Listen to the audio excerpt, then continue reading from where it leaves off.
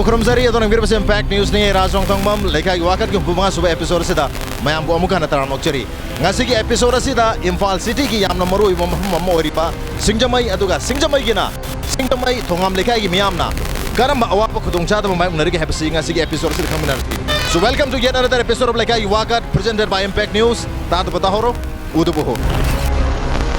Singjamai parking area ni aduga sakhi lambi sina Imphal more lambi oduri bani aduga lerak machine hada thongam lekai sangam dai gi machine sida koi amor kha mayam solid waste ma paire lere market area ni na masi mayam gi hundok khom moina tawre aduga koi gi IMC gi site su khundok bulaktre koi smart city gi concept to soi sida di kem to mami tatre masira smart city ai gi am chaw hang ma dumang leri lerak ta sangchal yeng si soi si thongam lekai makti hodri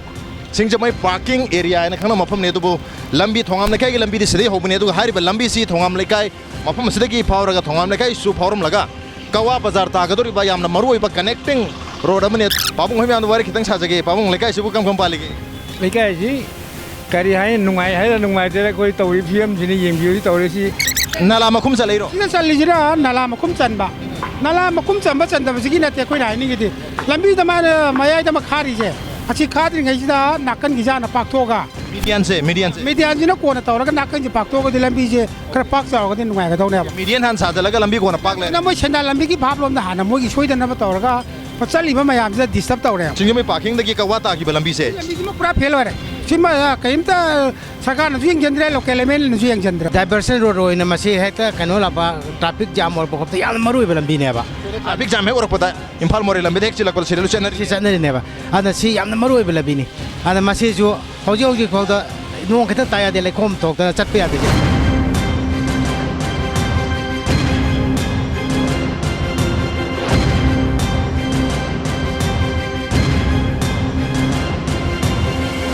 Singjamai thongam lekai gi Shroi Club lere club sigi hek mamang magtada lere amsu lere Shroi lere kaidana ari balere sidi koi ngaranga nahan gase nong sik khajik khibane dubu mafum sida di ising chawre masida nati khoi gi thongam lekai gi lere oriba kawata gi balambi connection si patran lere ngai sida nong chusin khibadagi ayam bana yadre lekhom le nang targa lere club si am kana khoi yaksang sports haram dagi thabu yam silam dodi male dubu lekai si kam tori gen hangjage khoi thongam lekai si kam bali lekai si dum nungai ri haidare lambi thongi phibam de ji asuki tik sokle koila su thagani tormaga hujik thada leiri lambi manung sing sidi ayam loi thumane koi khu yo dore manung sing je hari bal problem ji manung da hena leire moi sam da koi thok wa thok da koi sabai moi phi phajaba ga sebse koi khungum si lok thoga koi sumaina singkhat la kwa haitare yeng lem noi to Singjamai parking dena kawata lambi thongam lekai gi lambi khakta na hari bal lambi sidagi sangre bal lerang mayam sisu long term planning amaga loina na sem daba taraga di nongju pantha khuding gi aduma isim thumni iram nala su phate lambi gi awang ba haigadra khut ba haigadra madu su phatab ne maram moiduna satok jasinda adum khudong cha do mai nari havni lekai hal mayam leri club ki mi ngata ni club ki mi sing sa wari sar khangjar ge pamung lekai sikam company yam maru ba lambi ne na khoi lokjara bani mase adu ko me na ju mase dum uba jani adu public khudi mang su ubam thoi man national highway ki mase yam chawba yet thangba pamom ne haibiya adu ngasi bokta si leiba condition si masi mawong am thina tadre aro tana na base koi mari leina ba sing si yengjaningi koi ge secretary am hoina since last koi gi tha rom da haitare ko akona authority sing da koi kyar hanna koi masi haijakre anirak sure ado response di admak lei tawo thabo ina di hoji wo pangthokte ngasi mak impact ki koi gi lapi basinga admak road ki film se dum ubi simngai sini sabsaba dubu akoina kanada wakal udono mapu oibiriba mama pa oibe makoina hari wakal tabi dragadi kanana tabi gedono have question dene ko sangang na leisi tabi gedono have gi question duni mayam na changang na leri se to ta da nate u da nate una tar dana tasina da bani usina da bani haina balai tum da mi hodok pa se yam lui hai pabung kai khan bi tum da mi se hodok pa adi lekai sena tum da mi hodok na honari jala natraga tasing na tum ma ga lei ba mi ma hodoi jala Masi apa tabak tahu sih, kerana wabar khandi. Lekai gi wakat. Kari kanwi election nak selawi na hendak lambi semak tu amra. Atau lekai sing tadi election mana nak selak pergi lambi sem mahi sem nabi amure. Fazana quality le na sem raga su tai bo makti koi las ka se tai bo gadi am tena jare. Kari heavy ni. Maru ina kaino da bot me nak selak kan da ranjiti gi tongan ba wakalom thamaga adugi favor da koi kento bui wanate sem ba saba hai ba sidi yam ngalingi matam dagi anum hauna dum sem ya bani. Sehi mangai manung da sehi amukha kolas thab na di ya ponte ꯆꯍꯤ 5ꯒꯤ ꯃꯅꯨꯡꯗ ꯐꯖꯅ ꯀꯣꯏꯂꯥꯁ ꯊꯥꯕꯤꯔꯒ ꯆꯍꯤ 10 ꯆꯠꯄꯗꯨ ꯍꯦꯟꯅ ꯄꯥꯝꯃꯤ ꯊꯣꯡꯒꯥꯝ ꯂꯩꯀꯥꯏꯒꯤ ꯂꯝꯕꯤꯁꯤꯗꯒꯤ ꯆꯪꯈꯤꯕ ꯁ꯭ꯔꯣꯏ ꯂꯩꯔꯛ ꯁꯨꯝꯕ ꯂꯩꯔꯛ ꯃꯌꯥꯝ ꯂꯩꯔꯦ ꯍꯥꯏꯔꯤꯕ ꯂꯩꯔꯛ ꯃꯌꯥꯝꯁꯤꯒꯤ ꯃꯅꯨꯡꯗ ꯈ꯭ꯋꯥꯏꯗꯒꯤ ꯀꯟꯗꯤꯁꯟ ꯆꯥꯗꯕ ꯂꯩꯔꯛꯁꯤꯡꯒꯤ ꯃꯅꯨꯡꯗ ꯑꯃ ꯑꯣꯏꯔꯤꯕ ꯁ꯭ꯔꯣꯏ ꯂꯩꯔꯛꯅꯤ ꯁ꯭ꯔꯣꯏ ꯂꯩꯔꯛꯁꯤ ꯉꯔꯥꯡꯒ ꯅꯍꯥꯟꯒꯁꯤ ꯅꯣꯡꯁꯤ ꯇꯣꯔꯤꯛ ꯑꯣꯏꯕ ꯋꯥꯍꯩꯗ ꯍꯥꯏ ꯇꯥꯔꯒꯗꯤ ꯄꯋꯥ ꯑꯃꯒꯨꯝꯕ ꯇꯥꯈꯤꯕ ꯅꯣꯡꯅꯤ ꯑꯗꯨꯕꯨ ꯍꯥꯏꯔꯤꯕ ꯈꯤꯇꯪ ꯇꯥꯈꯤꯕ ꯅꯣꯡꯁꯤꯅ ꯂꯝꯕꯤꯁꯤ ꯆꯪꯕ ꯌꯥꯗꯕ ꯃꯑꯣꯡꯗ ꯏꯁꯤꯡ ꯆꯥꯎꯁꯤꯜꯂꯒ ꯂꯩꯔꯦ ꯀꯥꯏ ꯆꯠꯄꯤꯗꯨꯅ ꯀꯣꯏꯁꯟ ꯑꯝꯇ ꯍꯪꯖꯧꯒꯦ ꯂꯩꯀꯥꯏꯁꯤꯕꯨ ꯁ꯭ꯔꯣꯏ ꯂꯩꯔꯛꯁꯤꯕꯨ ꯀꯝ ꯇꯧꯔꯤꯒꯦ ꯂꯝꯕꯤ ꯊꯤꯔ ꯆꯠ ꯂꯩꯔꯦ 이싱 마다 이싱 톰메 ngana nang gi chugi bu nong do kanna chubu su nate haibet khikba gatani lambi si yadre nong khar gan chura di nong ju pan thala dik main tor gi 아스 농주 바다데 크루 요래 이싱 yum da ga su sangchana bu yawe hai sing je 짱이 신다라 수야데 레리바 미숭 잔타다 하이타레세 la ta pop tha da ba mor ga 아몬가 타다 바나라 타다락바 나라세 바팜 자자나 쳔데 하이타레 고맘다 하이타데 mi se nakal ani de lak ne kram de hang de khan re du bu lambi khalla khalla lai yam ba dang jerge yam ba le kai se kam bali ꯂꯩꯀꯥꯏꯁꯤ ꯅꯨꯡꯉꯥꯏꯖꯔꯦ ꯍꯥꯏꯖꯕ ꯇꯥꯔꯦ kara mong do nungai biri ꯅꯨꯡꯉꯥꯏꯕꯁꯦ ꯐꯠꯇꯦ ꯍꯥꯏꯕꯗꯨ ꯍꯥꯏꯅꯤꯡꯗꯅ ꯇꯧꯖꯕꯅꯤ ꯂꯩꯔꯤꯕ ꯐꯤꯕꯝꯁꯦ ꯑꯩꯈꯣꯏ ꯌꯨꯝꯁꯤ ꯍꯤꯡꯒꯣꯜꯁꯤ ꯄꯤꯛꯅꯔꯕꯅꯤꯅ ꯄꯨꯈ꯭ꯔꯤꯁꯤ ꯁꯣꯔꯣꯛꯇ ꯑꯗꯨꯒ ꯂꯝꯕꯤꯗ ꯂꯣꯏ ꯂꯩꯔꯦ isagi pokri le naktabdagi lambi do lere ꯂꯝꯕꯤꯗ ꯑꯣꯏ ꯂꯩꯔꯦ koila sane na balu single hai gre ꯕꯥꯔꯣ ꯁꯤꯡꯒꯜ ꯍꯩꯔꯕꯅꯤ ꯑꯗꯨ balu single hai bada se kai ba kut pa mayam yaw ꯃꯁꯤ ꯌꯥꯎꯔꯤ ꯑꯗꯨ ꯃꯁꯤ di tunga lere balu single kan ba mong da hai ba jano sibu ꯆꯤꯀꯥꯇꯥꯒꯤ ꯑꯁꯣꯏꯕ꯭ꯔꯥ ꯅꯠꯇ꯭ꯔꯒꯅ ꯑꯩꯈꯣꯏꯒꯤ ꯀꯔꯤꯒꯤꯅꯣ ꯈꯪꯗ꯭ꯔꯦ ꯃꯁꯤ yam kurege balu single hai ꯄꯀꯥ ꯂꯧꯈꯤꯕꯁꯤ ꯊꯥ ꯍꯦꯜꯂꯦ ꯊꯥ ꯑꯅꯤꯒꯨꯝꯕ ꯈꯔ ꯍꯦꯜꯂꯝꯕ ꯌꯥꯔꯦ ni mu hele ba aduga songa thangna ba lere hai tare ne asongi di koilas thablo hore asi mathang si thar kane hai ꯑꯣ ꯃꯁꯤ ꯑꯗꯨꯒꯨꯝꯕ ꯑꯣꯏꯔꯝꯕ ꯌꯥꯏ ꯑꯣꯏꯅꯥꯝ ꯊꯤꯡꯉꯦꯟ ꯇꯣꯔꯕꯥꯟ ꯄꯔꯦꯡꯒꯗꯤ ꯊꯥꯔꯦ ꯑꯗꯒꯤ ꯑꯁꯤꯒꯤ ꯑꯩꯈꯣꯏꯒꯤ ꯀꯩꯅꯣ ꯀꯔꯤ ꯑꯁꯤꯗ ꯂꯩꯔꯛ ꯃꯆꯥ ꯑꯃꯁꯨ ꯑꯁꯤ ꯊꯥꯔꯦ ꯊꯥꯕꯗꯤ ꯑꯗꯣ ꯑꯩꯈꯣꯏ ꯁ꯭ꯋꯥꯏꯁꯤꯁꯨ ꯂꯥꯛꯄ ꯌꯥꯏ soi lere sisu tharak ba yari paka lau gre maram aduna tharak ba yari hoji ki onadi mami ta de adu thongam lekai lambi hai tare ne parking tu kawa bazar se kari hai binge si lambi condition je uruga ꯌꯥꯝ ꯐꯔꯤ jogging ꯉꯥꯛꯇ ꯉꯥꯏꯔꯦ school gi agang jo khara tholli adu bo hari ba school gi uniform na na sela tholaga hoji lambi je thiraga matai da khara chong jhalui ba jaga dana khara farga dra chong jhalurga madudan hen lekhom thom dana koi khongu puri khanga je morhon bagi am chaw maram am de dum oidori bani lekhom thok to jaga thira sapada lekhom thok to jaga thengnari ꯊꯦꯡꯅꯗ꯭ꯔꯦ ꯅꯣꯡ ꯌꯥꯝ ꯀꯟꯅ ꯆꯨꯔꯛꯀꯥꯟꯗꯗꯤ ꯂꯝꯕꯤꯁꯦ ꯂꯣꯏ ꯂꯩꯈꯣꯝ ꯊꯣꯛꯑꯦ ꯑꯗꯨꯅ school ꯊꯣꯛꯂꯛꯄꯗꯗꯤ school ꯌꯧꯔꯛꯑꯀꯥꯟꯗꯗꯤ ꯍꯧꯖꯤꯛꯇꯤ ꯅꯣꯡ ꯈꯖꯤꯛ ꯈꯛꯇꯅꯤ ꯆꯨꯈ꯭ꯔꯤꯁꯦ ꯑꯗꯨꯕꯨ ꯅꯣꯡꯖꯨ ꯄꯟꯊꯥꯒꯤ ꯃꯇꯝꯗꯗꯤ ꯆꯠꯄ ꯌꯥꯗꯗꯅ ꯑꯉꯥꯡꯁꯤꯡꯁꯤꯅ ꯁ꯭ꯀꯨꯜ ꯊꯣꯛꯂꯛꯄ ꯃꯇꯝꯗ ꯗ꯭ꯔꯦꯟꯒꯤ ꯃꯇꯥꯏꯗ ꯁꯤꯃꯦꯟꯇꯦꯗ ꯋꯥꯜ ꯍꯥꯏꯒꯗ꯭ꯔꯥ ꯃꯆꯦꯠ ꯑꯃ ꯂꯩꯔꯤꯁꯦ ꯃꯁꯤꯗ ꯅꯦꯜꯂꯒ ꯆꯠꯂꯤ ꯍꯥꯏꯕꯒꯤ ꯈꯨꯗꯣꯡꯆꯥꯗꯕ ꯃꯥꯌꯣꯛꯅꯔꯤ ꯂꯩꯀꯥꯏꯒꯤ ꯋꯥꯀꯠ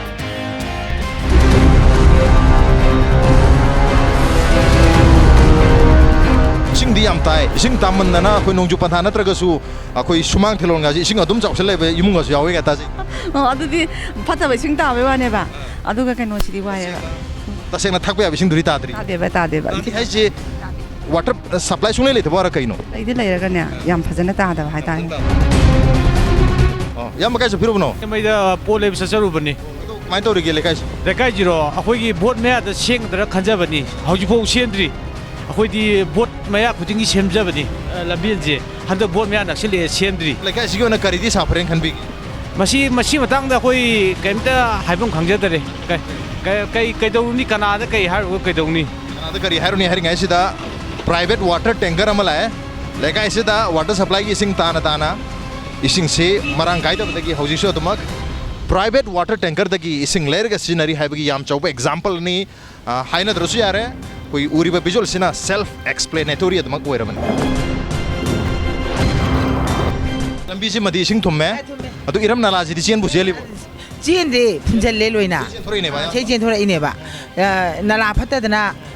ꯃꯊꯛꯇ ꯍꯥꯏꯒꯠꯂꯛꯑꯒ ꯂꯣꯏ ꯊꯨꯝꯖꯜꯂꯕ nala patra su mathak kup taraga su kem kanati ꯀꯔꯤꯝ ꯀꯥꯟꯅꯗꯦ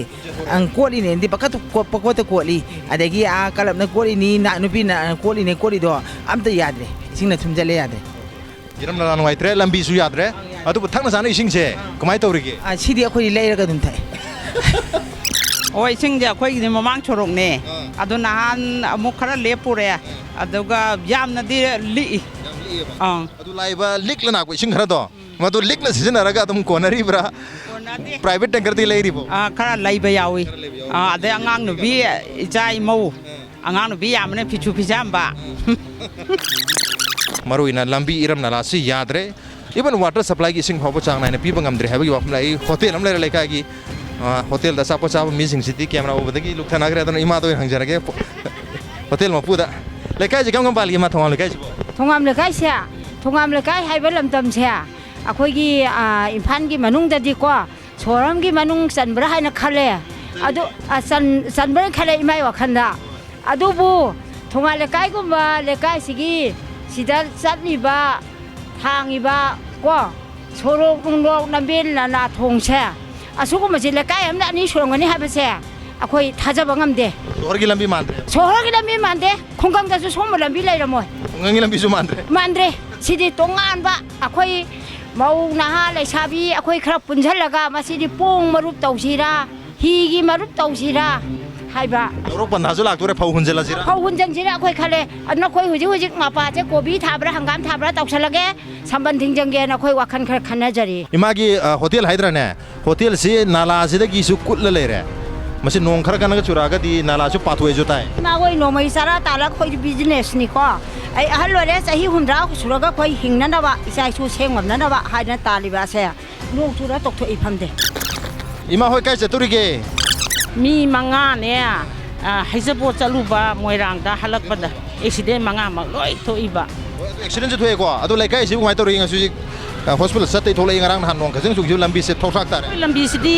ꯌꯥꯗ꯭ꯔꯦ ꯏꯕꯨꯡꯉꯣ ꯑꯩꯈꯣꯏꯒꯤ ꯂꯩꯔꯤꯕ ꯃꯟꯇ꯭ꯔꯤ ꯁꯤꯡꯖꯃꯩ ꯀꯦꯟꯗ꯭ꯔꯁꯤꯅꯁꯨ ꯍꯟꯅ ꯌꯦꯡꯕꯤꯗꯔꯦ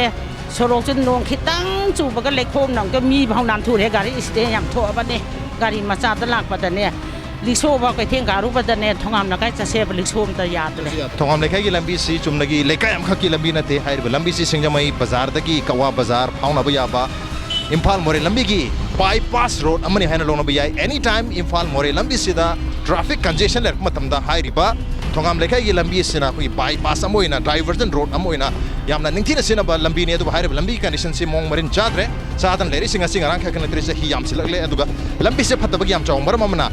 ꯑꯩꯈꯣꯏꯒꯤ ꯇ꯭ꯔꯥꯐꯤꯛꯀꯤ ꯚꯣꯜꯌꯨꯝ ꯈꯛꯇ ꯅꯠꯇꯅ ꯂꯝꯕꯤꯁꯤꯒꯤ ꯃꯇꯥꯏ ꯑꯅꯤꯗ ꯂꯩꯔꯤꯕ ꯏꯔꯝ ꯅꯂꯥꯒꯤ ꯀꯟꯗꯤꯁꯟ ꯐꯠꯇꯕ ꯆꯦꯟꯗꯕ ꯑꯗꯨꯒ ꯏꯔꯝ ꯅꯂꯥ ꯑꯁꯤꯅ ꯂꯝꯕꯤꯗꯒꯤ ꯍꯦꯟꯅ ꯋꯥꯡꯕ ꯂꯝꯕꯤꯁꯤꯅ ꯍꯦꯟꯅ ꯀꯨꯠꯈꯤꯕꯅ ꯃꯔꯝ ꯑꯣꯏꯗꯨꯅ ꯂꯝꯕꯤꯁꯤ ꯀꯥ ꯍꯦꯟꯅ ꯐꯠꯇꯕꯒꯤ ꯃꯔꯝ ꯑꯃ ꯑꯣꯏꯔꯤ ꯑꯦꯠ ꯗ ꯁꯦꯝ ꯇꯥꯏꯝ ꯂꯝꯕꯤ ꯑꯁꯤꯕꯨ ꯃꯇꯝ ꯆꯥꯅ ꯁꯦꯝꯖꯤꯟꯕꯤꯗꯕꯒꯤ ꯌꯥꯝ ꯆꯥꯎꯕ ꯃꯃꯤ ꯑꯃꯁꯨ ꯇꯥꯔꯤ ꯑꯗꯨꯒ ꯂꯥꯁ ꯕꯥꯏ ꯅꯣ ꯃꯤꯟꯁ ꯗ ꯂꯤꯁꯠ ꯂꯝꯕꯤꯁꯤ ꯀ꯭ꯋꯥꯂꯤꯇꯤ ꯂꯩꯅ ꯁꯦꯝꯕꯤꯕꯒꯤ ꯃꯃꯤꯁꯨ ꯇꯥꯗ꯭ꯔꯤ ꯂꯩꯀꯥꯏꯒꯤ ꯗꯨꯀꯥꯟ ꯑꯃ ꯂꯩꯔꯦ ꯗꯨꯀꯥꯟꯁꯤꯗ ꯄꯣꯠ ꯂꯩꯕ ꯌꯣꯟꯕ ꯂꯩꯕ ꯃꯤ ꯃꯌꯥꯝ ꯂꯩꯔꯦ ꯃꯌꯥꯝꯁꯤꯒ ꯋꯥꯔꯤ ꯁꯥꯔ ꯈꯪꯃꯤꯟꯅꯔꯁꯤ ꯂꯩꯀꯥꯏꯁꯤ ꯀꯔꯝ ꯇꯧꯔꯤꯒꯦ ꯏꯃꯥ ꯂꯩꯀꯥꯏꯁꯤ ꯀꯔꯝ ꯄꯥꯜꯂꯤ ꯑꯩꯈꯣꯏ ꯑꯉꯥꯡꯁꯤꯗ ꯑꯉꯥꯡꯁꯤꯗ ꯍꯪꯕꯤꯔꯛꯑꯣꯕ 이마한테 내가 해야 되는 나도 만 오케이 만해봐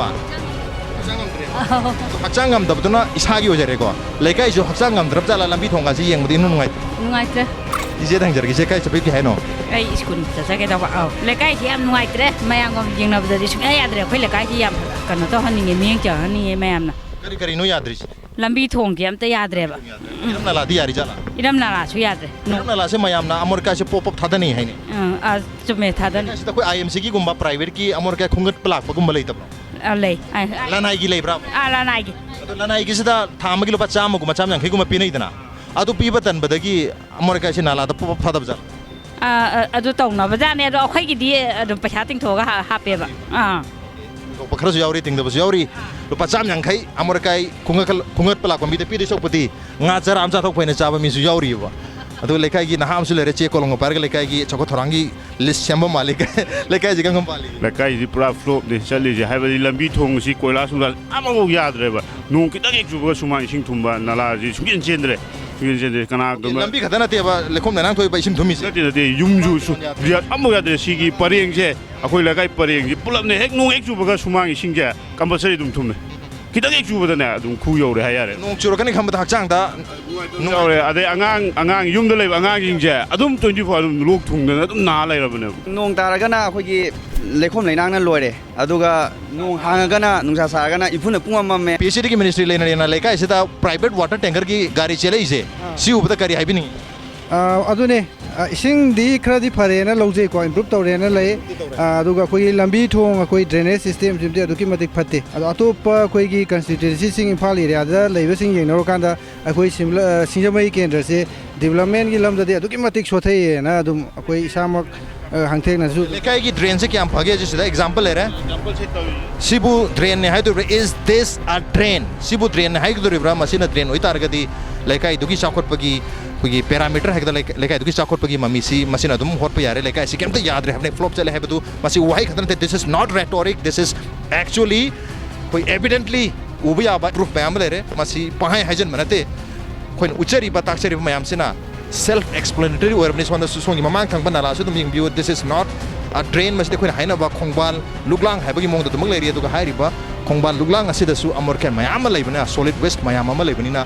nong chu dingai dagi masi thungala lere nong khajana chusan ba taragadi masana kulla lere lambi sira chanthor patabani and ultimately eventually lambi do kaiba lekhom lenang thokpa phun hobodum haibududi soidrabani aduna ne na toin hangjaba wahang where is the road lambi krai de lebege thongam legai du lambi leitre this is not the road masidi khogi matam amada haina balai nunggi yuk yot ki yuk haidana aduga thongam legai yonadi hojik leiriba yuk asi lekhom lenang gi yuk amadi uful gi yuk ado son maning ising khara nungai ra ba ya no isingi lakpai di nungai re ba ko sorok kidani mayai kulise ale thangna sar water supply ising do maning thang masaruk tari khariam tare tare mamang thang bara ba tadri mamang ma je khara wat de han moy okay lambi ki mamang thang masaruk tadi ising se khara ware water supply budi lai adu mamang thang masaruk tadi khara tongkhat peira keno ising khara nungai ti adu ga maning thang masidi zoro zoro lai have ising se laikai gi wakat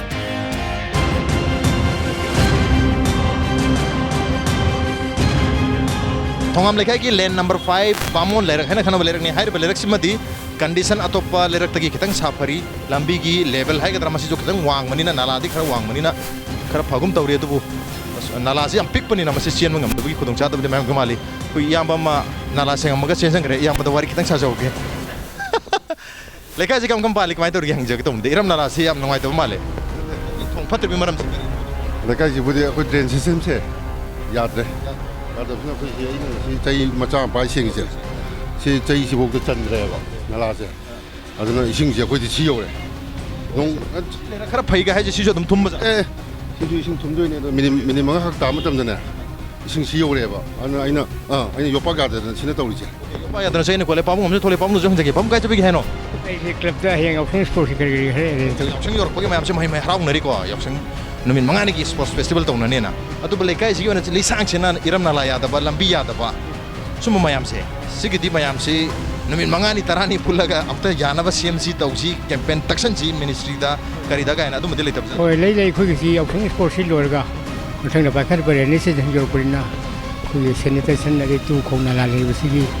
ram na khan la ba koi pathen na ba ya taw ya ba club level le kai khanari so maning thang masru city water supply isin khara phajana phangi hai adu tanker sang rejile rakta kai university khang de kana mugi khoi individual darkar yor mani adu ga sim kona rabza ngami thang kona ngam leina rasu yare bas le yale humni dera lak mani na sayola mada koi on average sayola mada anirak lak mani aduna anirak lak pasina pasi sing jasna uraga legle na sinna ba targati adum sayola madi adum chana ba ngami hai bani aduga ngamna da ba imung khara yor ba yai makoina water supply private water tanker tagi sing se hujik adum greenery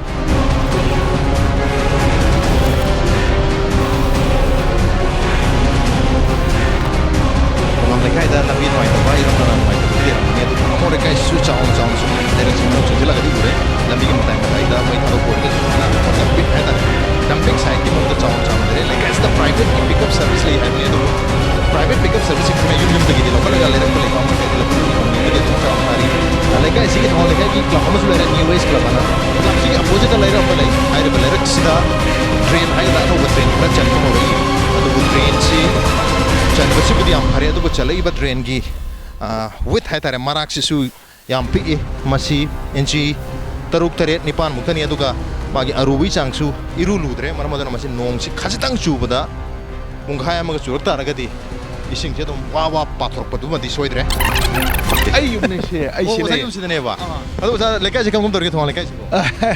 mayam se yauksangi festive mood ama da mayam sin loi haigan na ren na uza lambi gi matang sida thongam lekai lambi se uruga project uza gi lekai oira bani na thongam lekai gi lambi se uruga punin da kari ho basi semning ni ne sem da yadra bani ne uza na sem da jalak mai to diana sarkar na semam thoye tu sarkar na sem dra ga su sem na public hokta ba yes adu lekai ji ona uza na sum chang khu matam sida le project lai ba horam ni na lekai sida kari di phare sa phare khan bi well there are a lot of things saphabasi kari haini hanagi leiramba hojik leibasi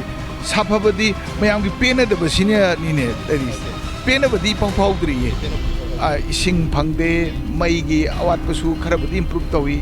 lambi thong sidi lerak langho amatta nuaiti ar praja gi pena da basi khara kanna haina ba ma phawi praja gi marakta pena da ba amadi yam chauna uri habani yam no jero ja ja wari chana jaba okay तो लेकाई की लेरक सिदा मरोइना कोई की new age club की opposite level लेरक सिदा कोई drain से हम कन चली ड्रेन चली बा इसी लाउ सेंस का वारी सारगा करी दंग तो ड्रेन से खरा लू थाबा यादा बजाला जैसे टेक्निकली यादा बले बजाला है तो कितंग वारी सारा कमिनरस याम वारी किता साजगे ड्रेन चन बई मतंगदा ड्रेन जे कोई की न्यू एज की लेरक से सी खतरा चंदो जे अतोप लेरक से जोलोशन ꯑꯗꯨ ꯋꯥꯛꯇꯤ ꯑꯩꯈꯣꯏ ꯍꯧꯖꯤꯛꯄꯨꯗꯤ ꯈꯪꯖꯗꯦ ꯃꯣꯏ ꯊꯤꯀꯥ ꯂꯩꯔꯒꯅ ꯃꯣꯏ ꯍꯥꯟꯅ ꯃꯣꯏ ꯊꯤꯀꯥꯒꯤ ꯃꯤ ꯌꯥꯎꯔꯤ ꯐꯨꯔꯤꯠ ꯑꯔꯥꯡꯍꯣꯜ ꯂꯤꯂꯤꯁꯦ ꯌꯥꯝ ꯐꯕ ꯈꯣꯡꯊꯥꯡꯅꯤ ꯁꯨꯃꯥꯏꯅꯒ ꯆꯪꯈꯠꯂꯛꯄ ꯂꯩꯀꯥꯏꯗ ꯑꯩꯈꯣꯏꯒꯤ ꯄꯛꯀꯥ ꯁꯤꯃꯦꯟꯇꯦꯗ ꯗ꯭ꯔꯦꯟꯒ ꯆꯠꯂꯛꯄꯒ ꯌꯥꯝ ꯐꯩ ꯑꯗꯨꯕꯨ ꯃꯁꯤ ꯌꯥꯝ ꯄꯤꯛꯄꯅꯤꯅꯀꯣ ꯃꯔꯦꯞꯁꯨ ꯊꯦꯟꯕꯅꯤꯅ ꯅꯣꯡ ꯈꯖꯤꯡ ꯆꯨꯔꯒꯗꯤ ꯂꯝꯕꯤꯒꯁꯨ ꯑꯗꯨꯝ ꯏꯀꯨꯠ ꯀꯨꯠꯄ ꯏꯃꯥꯟ ꯃꯥꯟꯅꯔꯤꯕ ꯑꯗꯨꯒꯤꯗꯣ ꯃꯔꯛꯇꯅ ꯑꯩꯈꯣꯏꯒꯤꯁꯨ ꯂꯐꯨꯁꯦ ꯍꯥꯞꯆꯔꯤ ꯑꯗꯨꯒ ꯁꯤꯁꯨ ꯌꯣꯠꯅꯦ ꯑꯩꯈꯣꯏꯅ ꯇꯧꯖꯔꯤꯁꯦ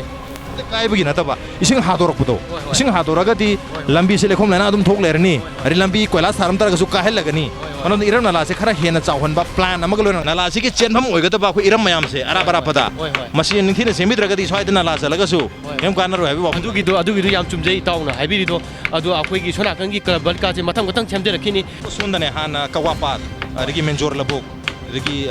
ꯇꯨꯔꯦꯟ ꯑꯃꯟꯕꯤꯒ ꯂꯩꯔꯤ ꯃꯌꯥꯝꯁꯦ ꯍꯥꯟꯅ ꯁꯤ ꯃꯗꯨ ꯂꯣꯏ ꯇꯥꯔꯝꯗꯣꯏꯅꯦꯕ ꯍꯧꯖꯤꯛ ꯇꯥꯐꯝ ꯂꯩꯇ꯭ꯔꯕꯅꯤꯅ ꯁ꯭ꯋꯥꯏꯗ ꯌꯥꯝ ꯀꯟꯅ ꯁꯦꯝꯃꯒꯁꯨ ꯑꯁꯣꯝꯅ ꯇꯥꯒꯗꯕ ꯃꯐꯝꯗꯣ ꯂꯩꯇꯕꯅꯤꯅ ꯗꯤꯄꯥꯔꯠꯃꯦꯟ ꯃꯌꯥꯝ ꯄꯨꯟꯁꯤꯜꯂꯒ ꯁꯔꯚꯦ ꯑꯃ ꯇꯧꯔꯒ ꯀꯝꯄ꯭ꯔꯤꯍꯦꯟꯁꯤꯞ ꯄ꯭ꯂꯥꯅꯤꯡ ꯑꯃꯒꯤ ꯃꯈꯥꯗ ꯁꯦꯝ ꯇꯥꯔꯒꯗꯤ ꯐꯅꯤꯅ ꯍꯥꯏꯕ ꯁꯨꯃꯥꯏꯅ ꯑꯦꯗꯣꯛꯀꯤ ꯑꯣꯏꯅ ꯐꯠꯂꯥꯎ ꯁꯦꯝꯕꯁꯤ ꯅꯠꯇꯕ ꯅꯠꯇꯦ ꯑꯦꯗꯣꯛꯀꯤ ꯑꯣꯏꯅ ꯁꯦꯝꯕꯒꯤ ꯋꯥꯁꯨ ꯅꯠꯆꯗꯦ ꯑꯗꯣ ꯍꯧꯖꯤꯛꯀꯤ ꯑꯣꯏꯅꯗꯤ ꯑꯩꯈꯣꯏꯒꯤ ꯂꯝꯕꯤꯁꯦ ꯌꯥꯗꯕꯗꯨꯗ ꯇꯥꯃꯣ ꯍꯦꯃꯣꯆꯟꯗ꯭ꯔꯅ ꯁꯤꯒꯤꯁꯦ ꯇꯧꯔꯦ ꯑꯗꯨ ꯃꯊꯪ ꯑꯩꯈꯣꯏ ꯑꯊꯨꯕ ꯃꯇꯝꯗ ꯆꯠꯊꯔꯅꯤ ꯑꯗꯣ ꯇꯥꯃꯣ ꯍꯦꯃꯣꯆꯟꯗ꯭ꯔꯅꯁꯨ ꯑꯊꯨꯕ ꯃꯇꯝꯗ ꯆꯠꯊꯔꯣꯅꯁꯨ ꯑꯗꯨꯒꯤ ꯑꯌꯥꯕꯗꯨꯁꯨ ꯄꯤꯔꯛꯀꯅꯤꯅ ꯑꯩꯅ ꯌꯥꯝꯅ ꯊꯥꯖꯅꯤꯡꯉꯥꯏꯗ ꯊꯝꯖꯔꯤ ꯌꯥꯝ ꯐꯕ ꯁ꯭ꯇꯦꯞꯅꯤ ꯍꯥꯏꯔꯤꯕ ꯋꯥꯐꯝ ꯑꯁꯤꯅ ꯑꯊꯨꯕ ꯃꯇꯝꯗ ꯇꯧꯔꯛꯄ ꯇꯥꯔꯒꯗꯤ ꯂꯩꯀꯥꯏꯁꯤꯗ ꯆꯍꯤ ꯈꯨꯗꯤꯡꯒꯤ ꯂꯝꯕꯤꯗ ꯏꯁꯤꯡ ꯆꯦꯟꯁꯤꯟꯗꯅ ꯏꯁꯤꯡ ꯆꯥꯎꯁꯤꯟꯗꯅ ꯂꯩꯈꯣꯝ ꯂꯩꯅꯥꯡ ꯊꯣꯛꯏꯕꯁꯤ ꯈꯔ ꯃꯈꯩꯗꯤ ꯐꯔꯒꯅꯤ ꯂꯩꯀꯥꯏꯒꯤ ꯋꯥꯀꯠ ꯄꯥꯕꯨꯡ ꯂꯩꯀꯥꯏꯁꯤ ꯀꯔꯝ ꯄꯥꯜꯂꯤ ꯍꯧꯖꯤꯛ ꯂꯩꯕ ꯐꯤꯕꯝꯁꯤꯅꯦ ꯑꯩꯈꯣꯏꯅ ꯍꯧꯖꯤꯛ ꯎꯔꯤꯕ ꯊꯦꯡꯅꯔꯤꯕꯁꯦ ꯁꯤ ꯃꯉꯥꯏ ꯑꯗꯣ ꯑꯩꯈꯣꯏꯗꯤ ꯆꯍꯤ ꯌꯥꯝ ꯁꯦꯡꯅ ꯍꯥꯏꯔꯒꯗꯤ ꯃꯁꯤ ꯋꯥ ꯉꯥꯡꯐꯝ ꯊꯣꯛꯇ꯭ꯔꯦ ꯃꯔꯝꯗꯤ ꯂꯩꯔꯤꯕ ꯑꯩꯈꯣꯏ ꯂꯣꯀꯦꯜꯇꯤ ꯃꯌꯥꯝꯁꯤꯅ ꯐꯕꯗꯒꯤ ꯁꯤ ꯉꯁꯤꯐꯥꯎ ꯈꯥꯡ ꯂꯩꯔꯤꯅꯦ ꯑꯩꯈꯣꯏꯁꯦ ꯀꯌꯥꯝ ꯀꯨꯏ ꯈꯥꯡꯈꯤꯗꯧꯔꯤꯒꯦ ꯃꯁꯤ ꯍꯧꯖꯤꯛ ꯑꯩꯈꯣꯏꯒꯤꯗꯤ ꯍꯥꯏꯐꯝ ꯊꯣꯛꯄ ꯍꯥꯏꯈ꯭ꯔꯦꯅ ꯑꯗꯨ ꯇꯧꯕꯤꯒꯗꯕ ꯄꯣꯠ ꯑꯩꯈꯣꯏ ꯂꯣꯀꯦꯜ ꯑꯦꯝ ꯑꯦꯜ ꯑꯦꯁꯤꯡꯁꯤꯅ ꯃꯁꯤ ꯇꯧꯐꯝ ꯊꯣꯛꯑꯦꯅ ꯈꯜꯂꯦ ꯑꯗꯨ ꯂꯩꯀꯥꯏꯁꯤꯒꯤ ꯑꯣꯏꯅ ꯀꯔꯤ ꯁꯥꯐꯔꯦ ꯅꯨꯡꯉꯥꯏꯔꯦ ꯍꯥꯏꯅꯤꯡꯉꯥꯏ ꯀꯔꯤꯝ ꯂꯩꯇꯦꯗ ꯌꯦꯡꯉꯨꯗ ꯂꯣꯏꯅꯃꯛ ꯁꯣꯟꯗꯅ ꯂꯩꯔꯕꯅꯤꯅ ꯁꯦꯝ ꯐꯩ ꯑꯗꯨ ꯍꯥꯏꯅꯤꯡꯗ꯭ꯔꯦ ꯁꯤꯡꯖꯃꯩ ꯍꯥꯏꯕꯗꯤ ꯌꯥꯝ ꯇꯥꯏ ꯑꯗꯨꯒ ꯁꯤꯡꯖꯃꯩꯒꯤ ꯑꯁꯨꯝꯕ ꯁꯥꯔꯀꯜ ꯑꯃꯗ ꯑꯩꯈꯣꯏꯅ ꯂꯩꯔꯝꯂꯤꯕ ꯂꯝꯕꯤꯁꯤꯗꯤ ꯑꯩꯈꯣꯏ ꯁꯨꯡꯊꯥ ꯊꯥꯖꯗꯦ ꯋꯥꯇꯔ ꯇꯦꯡꯀꯔ ꯑꯃ ꯆꯠꯈ꯭ꯔꯤꯁꯦ ꯏꯁꯤꯡ ꯐꯪꯗ꯭ꯔꯦ ꯍꯥꯏꯅꯦꯕ ꯁꯤꯅ ꯇꯥꯛꯄꯗꯤ ꯆꯨꯝꯃꯤ ꯏꯁꯤꯡ ꯐꯪꯗ꯭ꯔꯦ ꯍꯥꯏꯕꯅꯤ ꯏꯁꯤꯡ ꯂꯣꯏꯅꯃꯛ ꯂꯩꯔꯒ ꯁꯤꯖꯤꯟꯅꯩꯅꯤ ꯑꯗꯨꯕꯨ ꯌꯨꯝꯗꯒꯤ ꯊꯣꯛꯂꯛꯄ ꯏꯁꯤꯡꯁꯤꯒꯤ ꯆꯦꯟꯐꯝ ꯐꯥꯎ ꯂꯩꯇꯦ ꯑꯩꯈꯣꯏꯅ ꯂꯩꯔꯒ ꯁꯤꯖꯤꯟꯅꯔꯤꯕ ꯏꯁꯤꯡꯁꯤ ꯀꯌꯥꯝ ꯌꯥꯝꯅ ꯂꯩꯕ ꯉꯝꯗꯣꯏꯅꯣ ꯊꯛꯅ ꯆꯥꯅꯕ ꯏꯁꯤꯡ ꯂꯩꯖꯗ꯭ꯔꯒꯁꯨ ꯏꯔꯝ ꯅꯂꯥꯒꯤ ꯏꯁꯤꯡꯗꯤ ꯌꯥꯝ ꯃꯔꯥꯡ ꯀꯥꯏ ꯑꯩꯈꯣꯏꯅ ꯌꯨꯝꯗꯒꯤ ꯊꯣꯛꯂꯛꯂꯤꯕ ꯏꯁꯤꯡꯁꯤ ꯃꯁꯤ ꯆꯦꯟꯊꯅꯕ ꯃꯐꯝ ꯂꯩꯇꯗꯅ ꯑꯗꯨꯛꯀꯤ ꯃꯇꯤꯛ ꯏꯁꯤꯡ ꯆꯥꯎꯔꯦ ꯂꯩꯔ ꯁꯤꯖꯤꯟꯅꯔꯤꯕ ꯏꯁꯤꯡꯁꯤꯅ ꯆꯥꯎꯔꯤꯕ ꯏꯁꯤꯡꯁꯤꯡꯉꯣ ꯂꯩꯀꯥꯏꯁꯨ ꯁꯨꯃꯥꯏꯅ ꯄꯩꯔ ꯂꯩꯔꯤꯁꯦ ꯄ꯭ꯔꯥꯏꯚꯦꯠꯀꯤ ꯄꯤꯛꯑꯞ ꯁꯔꯚꯤꯁꯇꯤ ꯂꯥꯛꯑꯦ ꯍꯥꯏ ꯌꯨꯝꯗ ꯂꯧꯈꯠꯄ ꯖꯥꯠꯂ ꯂꯩꯀꯥꯏꯒꯤ ꯁꯨꯃꯥꯏꯅ ꯂꯩꯔꯛꯇ ꯇꯥꯕꯗꯤ ꯂꯧꯈꯠꯇꯕ ꯖꯥꯠꯂ ꯃꯁꯤ ꯂꯩꯀꯥꯏꯒꯤꯁꯦ ꯑꯩꯈꯣꯏꯅ ꯍꯨꯟꯗꯣꯛꯐꯝꯁꯨ ꯁꯣꯏꯕꯅꯤ ꯄꯤꯛꯑꯞ ꯁꯔꯚꯤꯁ ꯂꯧꯕ ꯂꯥꯛꯏꯕ ꯀꯥꯡꯕꯨꯁꯤꯗ ꯊꯥ ꯑꯃꯒꯤ ꯂꯨꯄꯥ ꯆꯥꯝꯃ ꯌꯥꯡꯈꯩ ꯑꯃ ꯄꯤꯊꯣꯛꯇꯕꯤ ꯀꯥꯡꯕꯨ ꯑꯣꯏꯗꯣꯔꯤꯕ꯭ꯔꯥ ꯑꯗꯨꯁꯨ ꯑꯩꯈꯣꯏ ꯈꯔ ꯂꯥꯏꯅ ꯍꯨꯟꯗꯣꯛꯄ ꯌꯥꯕ ꯊꯣꯡꯒꯥꯟꯅꯤꯅ ꯁꯤꯗ ꯍꯨꯟꯗꯣꯛꯄꯁꯤꯕꯨꯗꯤ ꯈꯔ ꯐꯔꯤ ꯏꯔꯝ ꯂꯥꯅꯥꯗ ꯍꯨꯟꯗꯣꯛꯄꯁꯨ ꯑꯗꯨꯝ ꯌꯥꯝ ꯌꯥꯎꯋꯤ ꯑꯗꯨꯗꯤ ꯗ꯭ꯔꯦꯟꯁꯦ ꯑꯝꯇ ꯌꯥꯗ꯭ꯔꯦ ꯆꯦꯟꯗ꯭ꯔꯦ ꯍꯧꯖꯤꯛꯀꯤ ꯄꯥꯕꯨꯡ ꯂꯩꯀꯥꯏꯁꯤ ꯀꯔꯝ ꯄꯥꯜꯂꯤꯒꯦ ꯅꯨꯡꯉꯥꯏꯖꯔꯦ ꯍꯥꯏꯇꯥꯔꯦ ꯀꯔꯤꯅꯣ ꯅꯨꯡꯉꯥꯏꯔꯤꯁꯦ ꯀꯔꯤꯗꯤ ꯐꯔꯦ ꯁꯥꯐꯔꯦ ꯑꯁ ꯑꯐꯕ ꯃꯥꯡꯗ ꯂꯩꯈꯣꯝ ꯂꯩꯅꯥꯡꯗꯤ ꯂꯩꯔꯦ ꯂꯩꯈꯣꯝ ꯁꯤꯅꯤ ꯃꯔꯨ ꯑꯣꯏꯅ ꯅꯨꯡꯉꯥꯏꯔꯦ ꯍꯥꯏ ꯂꯤꯂꯣꯡꯗꯤ ꯂꯥꯛꯍꯟꯗ꯭ꯔꯣ ꯏꯃꯥꯁꯦ ꯑꯥꯎ ꯂꯤꯂꯣꯡꯗꯒꯤ ꯕꯖꯥꯔꯗ ꯍꯥꯏꯒꯠꯂꯦꯗꯅ ꯄꯣꯠꯇꯤꯗ ꯁꯤꯗ ꯌꯣꯟꯕ ꯑꯗꯣ ꯁꯤꯡꯖꯃꯩ ꯍꯥꯏ ꯌꯥꯝ ꯆꯥꯎꯈꯠꯄ ꯃꯐꯝꯅꯤꯗꯅ ꯑꯗꯣ ꯂꯤꯂꯣꯡꯗꯒꯤ ꯁꯤꯗ ꯂꯥꯛꯑꯒ ꯊꯣꯡꯒꯥꯝ ꯂꯩꯀꯥꯏꯒꯤ ꯂꯝꯕꯤꯁꯤ ꯎꯔꯨꯔꯒ ꯀꯔꯤ ꯈꯟꯕꯤꯒꯦ ꯑꯩꯗꯤ ꯅꯨꯡꯉꯥꯏꯇꯦꯕꯣ ꯁꯤ ꯅꯣꯡ ꯇꯥꯒꯅꯦ ꯆꯤꯡꯁꯤ ꯌꯥꯎꯋꯤ ꯁꯤꯡꯖꯃꯩ ꯃꯥꯜꯂꯦꯕꯣ ꯃꯥꯟꯗꯦ ꯁꯤꯡꯖꯃꯩ ꯃꯥꯟꯗ꯭ꯔꯦ ꯊꯣꯡꯒꯥꯝ ꯂꯩꯀꯥꯏꯒꯤ ꯄꯥꯕꯨꯡꯒꯤꯗꯤ ꯑꯍꯥꯎꯕ ꯉꯥ ꯃꯌꯥꯝ ꯂꯩꯔꯦ ꯑꯗꯣ ꯁꯨꯃꯥꯏꯅ ꯑꯍꯥꯎꯕ ꯏꯟꯖꯥꯡ ꯂꯩꯔꯤ ꯃꯌꯥꯝꯁꯦ ꯉꯥ ꯃꯌꯥꯝ ꯂꯩꯁꯦ ꯁꯨꯃꯥꯏꯅ ꯂꯩꯀꯥꯏꯁꯤꯁꯨ ꯇꯁꯦꯡꯅ ꯅꯨꯡꯉꯥꯏꯔꯕ ꯖꯥꯠꯂꯥ ꯀꯔꯤ ꯍꯥꯏꯕꯤ ꯏꯁꯤꯡ ꯃꯥꯏꯁꯤꯡꯗꯤ ꯅꯨꯡꯉꯥꯏꯇꯦ ꯏꯁꯤꯡ ꯅꯨꯡꯉꯥꯏꯔꯦ ꯀꯥꯏꯗꯤ ꯍꯥꯏꯒꯦ ꯏꯁꯤꯡ ꯂꯩꯔ ꯁꯤꯖꯤꯟꯅꯔꯤꯌꯦ ꯍꯧꯖꯤꯛꯐꯥꯎꯗꯤ ꯂꯝꯕꯤꯁꯦ ꯊꯣꯡꯒꯥꯝ ꯂꯩꯀꯥꯏꯒꯤ ꯂꯝꯕꯤꯁꯦ ꯁꯤꯒꯤ ꯃꯃꯥꯡ ꯊꯪꯕꯗꯤ ꯈꯔ ꯅꯨꯡꯉꯥꯏꯇꯦ ꯍꯥꯏ ꯃꯅꯤꯡ ꯊꯪꯕꯗꯤ ꯈꯔ ꯁꯥꯐꯔꯤ ꯍꯥꯏ ꯄꯥꯕꯨꯡ ꯃꯅꯤꯡꯗꯩꯔꯣ ꯃꯃꯥꯡꯗꯩꯔꯣ ꯑꯩ ꯃꯃꯥꯡꯗꯩ ꯃꯁꯤ ꯄꯨꯂꯞꯅ ꯏꯁꯤꯡ ꯊꯨꯝꯕꯒꯤ ꯗꯣꯁꯥꯁꯦ ꯅꯣꯡꯖꯨ ꯄꯟꯊꯥꯒꯤ ꯏꯁꯤꯡ ꯈꯤꯇꯪ ꯇꯥꯔꯛꯄꯗ ꯑꯁꯤꯃ ꯂꯩꯔꯦ ꯑꯗꯒꯤ ꯀꯋꯥ ꯁꯤꯡꯖꯃꯩ ꯇꯨ ꯀꯋꯥ ꯔꯣꯗꯁꯦ ꯃꯁꯤ ꯆꯍꯤ 30-40ꯁꯤ ꯃꯑꯣꯡ ꯑꯃꯠꯇ ꯇꯥꯗꯅ ꯈꯔ ꯁꯦꯝꯃꯤ ꯊꯥ ꯈꯔ ꯐꯥꯒꯤ ꯃꯅꯨꯡꯗ ꯍꯦꯛꯇ ꯀꯥꯏꯒꯅꯦꯕ ꯑꯗꯨꯅ ꯂꯝꯕꯦꯟꯁꯤ ꯑꯩꯈꯣꯏꯒꯤ ꯅꯦꯁꯅꯦꯜ ꯍꯥꯏꯋꯦꯁꯤꯒ ꯆꯞ ꯃꯥꯟꯅ ꯁꯦꯝꯒꯗꯧꯕꯅꯦ ꯃꯔꯝꯗꯤ ꯕꯤꯀꯣꯖ ꯏꯠ ꯏज ꯑꯦ ꯕꯥꯏꯄꯥꯁ ꯑꯁ꯭ꯋꯥꯏꯗ खितंग बेरा लेबदा अखोई लोइनब नेशनल हाईवे चेलिबा हेवी व्हीकल मैम पुलप चतोरीनेबा अदन लेरक मचा के फावर चखीदोइनेबा अदन नो मोइन सेमबदो नोम लंबेन जि मैम चपरा दुम लोइसल्ले Hariba This is the problem ꯑꯩꯈꯣꯏ ꯂꯩꯔꯤꯁꯦ ꯅꯂꯥꯁꯤ ꯍꯥꯟꯅ ꯏꯍꯥꯟ ꯍꯥꯟꯅ ꯁꯦꯝꯕ ꯗꯔꯀꯥꯔ ꯑꯃ ꯑꯣꯏ ꯂꯝꯕꯤ ꯁꯦꯝꯗ꯭ꯔꯤꯉꯩꯗ ꯂꯝꯕꯤ ꯁꯦꯝꯃꯒꯁꯨ ꯍꯧꯖꯤꯛ ꯂꯩꯔꯤꯕ ꯄꯣꯖꯤꯁꯟ ꯐꯤꯕꯝꯁꯤꯗꯗꯤ ꯀꯔꯤꯝ ꯀꯥꯟꯅꯔꯣꯏꯕ ꯑꯩꯈꯣꯏꯒꯤ ꯂꯝꯕꯤꯁꯤꯗ ꯁꯣꯛꯆꯜꯂꯛꯏꯕꯁꯤ ꯆꯍꯤ 3-4 ꯁꯨꯖꯜꯂꯛꯑꯦ ꯁꯨꯖꯜꯂꯛꯄꯁꯦ ꯑꯩꯈꯣꯏꯒꯤ ꯂꯝꯗꯝꯁꯤꯒꯤ ꯑꯉꯝ ꯑꯊꯧ ꯃꯌꯥꯝꯁꯨ ꯃꯁꯤ ꯎꯅ ꯉꯁꯤꯐꯥꯎꯗ ꯀꯔꯤ ꯇꯧꯔꯤ ꯀꯔꯤ ꯂꯩꯒꯦꯁꯦ ꯉꯁꯤ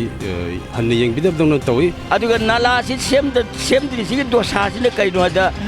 ꯑꯩꯈꯣꯏ ꯃꯃꯥꯡꯉꯩꯗ ꯏꯁꯤꯡ ꯆꯦꯟꯖꯟꯐꯝꯁꯦ ꯂꯧ ꯄꯔꯤ 5 ꯆꯥꯎꯕ ꯂꯕꯨꯛ ꯑꯃ ꯂꯩꯔꯝꯃꯤ ꯑꯗꯨꯁꯨ ꯐꯨꯟꯖꯟꯈ꯭ꯔꯦ ꯀꯋꯥ ꯄꯥꯠ ꯑꯃ ꯂꯩꯔꯝꯃꯤ ꯑꯗꯨꯁꯨ ꯐꯨꯟꯖꯟꯈ꯭ꯔꯦ ꯐꯨꯟꯖꯜꯂꯒ ꯃꯇꯨꯡꯗ ꯏꯁꯤꯡ ꯆꯦꯟꯈꯤꯅꯕ ꯅꯂꯥꯗꯤ ꯁꯦꯝꯕꯤꯗꯦ ꯍꯥꯏꯕ ꯑꯗꯨ ꯍꯧꯖꯤꯛ ꯐꯣꯔꯆꯨꯅꯦꯠꯂꯤ ꯅꯦꯁꯅꯦꯜ ꯍꯥꯏꯋꯦ ꯑꯁꯤ ꯁꯦꯝꯃꯛꯄꯗꯒꯤ ꯑꯃꯈꯛꯇꯪꯗꯤ ꯐꯥꯠꯂꯛꯑꯦ ꯅꯂꯥ ꯑꯃꯒ ꯃꯁꯤꯁꯨ ꯂꯨꯕ ꯋꯥꯠꯂꯤ ꯍꯟꯗꯛꯀꯤ ꯅꯣꯡꯖꯨ ꯄꯟꯊꯥꯁꯤꯗ ꯀꯌꯥꯝꯅ ꯏꯐꯦꯛꯇꯤꯕ ꯑꯣꯏꯗꯣꯏꯅꯣꯗꯣ ꯈꯔꯗꯤ ꯆꯦꯟꯊꯣꯛꯈꯤꯗꯧ ꯃꯥꯜꯂꯤ ꯑꯗꯣ ꯄꯥꯕꯨꯡ ꯂꯩꯀꯥꯏꯁꯤ ꯏꯁꯤꯡ ꯈꯔ ꯑꯃꯅ ꯅꯨꯡꯉꯥꯏ ꯈꯔ ꯑꯃꯅ ꯅꯨꯡꯉꯥꯏꯇꯦ ꯍꯥꯏ ꯏꯁꯤꯡꯁꯦ ꯕꯔꯥꯕꯔ ꯑꯗꯨꯝ ꯆꯥꯡ ꯅꯥꯏꯗꯦ ꯑꯩꯈꯣꯏꯒꯤ ꯍꯞꯇꯥ ꯑꯃꯨꯡꯗ ꯑꯩꯈꯣꯏꯒꯤ ꯅꯨꯃꯤꯠ 2 ꯈꯛꯇꯅꯦꯕ ꯄꯤꯔꯤꯁꯦ ꯔꯣꯇꯦꯁꯟ ꯇꯧꯔꯒ ꯑꯗꯨꯒ ꯑꯩꯈꯣꯏ ꯂꯤꯇꯔ 500ꯗꯒꯤ ꯍꯦꯟꯅ ꯏꯁꯤꯡꯁꯦ ꯑꯗꯨꯝ ꯌꯥ ꯐꯪꯗꯦꯕ ꯍꯧꯖꯤꯛꯁꯨ ꯑꯗꯨꯝ ꯂꯩ ꯅꯨꯡꯇꯤꯒꯤ ꯑꯗꯨꯝ ꯍꯧꯖꯤꯛꯁꯨ ꯑꯗꯨꯝ ꯑꯁꯤꯗ ꯂꯩꯔꯤꯁꯦ ꯊꯥꯔꯤꯁꯦ ꯑꯁꯤꯁꯨ ꯑꯗꯨꯝ ꯂꯩꯔꯤꯅꯤ वाटर टैंकर अचौब लाइसे हफ्तागी वाटर सप्लाई की इसिंग ताना ताना हौजिक प्राइवेट वाटर टैंकर्स तक इसिंग हफ्ता खुद ये लंबी थोंजे नोंग नहान ताब नते नोंग खितंग खतने तागिसे अखोई इसिंग थी यवे कुंबदा अंगांग सोम नाकंदा सोरोंगदा स्कूल सुटी थारंबदो सोमदा गेट पादा सोम थायबा अंगांग दिन दिन दे याम प्रॉब्लम ओइख्रेबा ꯑꯩꯈꯣꯏ ꯆꯠꯂꯨ ꯃꯥꯏꯀꯩꯗꯁꯨ ꯑꯗꯨ ꯊꯣꯉꯥꯝ ꯂꯩꯀꯥꯏꯒꯤ ꯁꯤꯗꯤ ꯆꯥꯎꯈꯠꯄ ꯍꯥꯏꯗꯣꯏꯔꯥ ꯆꯥꯎꯈꯠꯇꯕ ꯍꯥꯏꯗꯣꯏꯔꯥ ꯑꯩꯈꯣꯏ ꯍꯥꯏꯐꯝ ꯈꯪꯗꯦ ꯑꯗꯒꯤ ꯁꯣꯔꯣꯛꯁꯨ ꯒꯥꯔꯤ ꯑꯃ ꯆꯠꯄ ꯃꯇꯝꯗ ꯅꯥꯀꯟꯗ ꯈꯣꯡ ꯂꯝꯕꯤ ꯂꯩꯇꯦ ꯍꯥꯏꯕꯩ ꯑꯥꯊꯗꯤ ꯀꯩꯅꯣꯁꯤ ꯌꯦꯡꯉꯨꯅꯦ ꯂꯩꯈꯣꯝ ꯂꯩꯅꯥꯡ ꯉꯥꯛꯇ ꯂꯩꯕꯅꯤꯅ ꯑꯗꯨꯅ ꯍꯟꯗꯛꯀꯤ ꯂꯥꯛꯀꯗꯧꯔꯤꯕ ꯖꯦꯅꯔꯦꯜ ꯏꯂꯦꯛꯁꯟꯁꯦ ꯆꯍꯤꯁꯨ ꯐꯥꯖꯤꯜꯂꯛꯇ꯭ꯔꯦ ꯑꯗꯨ ꯁꯤꯒꯤ ꯃꯅꯨꯡꯁꯤꯗ ꯃꯥꯅ ꯂꯥꯛꯑꯒ ꯁꯦꯝꯕꯤ ꯁꯥꯕꯤꯗ꯭ꯔꯒꯗꯤ ꯏꯂꯦꯛꯁꯟꯁꯦ ꯕꯣꯏꯀꯣꯠ ꯇꯧꯒꯅꯤ ꯑꯩꯈꯣꯏ ꯁꯣꯟ ꯁꯥꯏꯠꯀꯤ ꯑꯣꯏꯅ इलेक्शन बॉयकॉट तौबदुबुदी फरी इलेक्शन मयादा लुपा लिसिंग अममम अनिनी लौरगा तुमिन लेगर पे तारगदी लेका इसिदा अदुमक हुजिक लेरबा कंडीशन सी मखा ताना अदुमक लेबा नत्रगा मसिदगी हेना साथिबो मोंगदा wi thongam lekai gi condition orakpa habidu madi soidra lekai gi wakat ising tum lei masi yam nuaite du ngai kari upai lege sia akoina lebak bakara hajin kochen khara buri taweba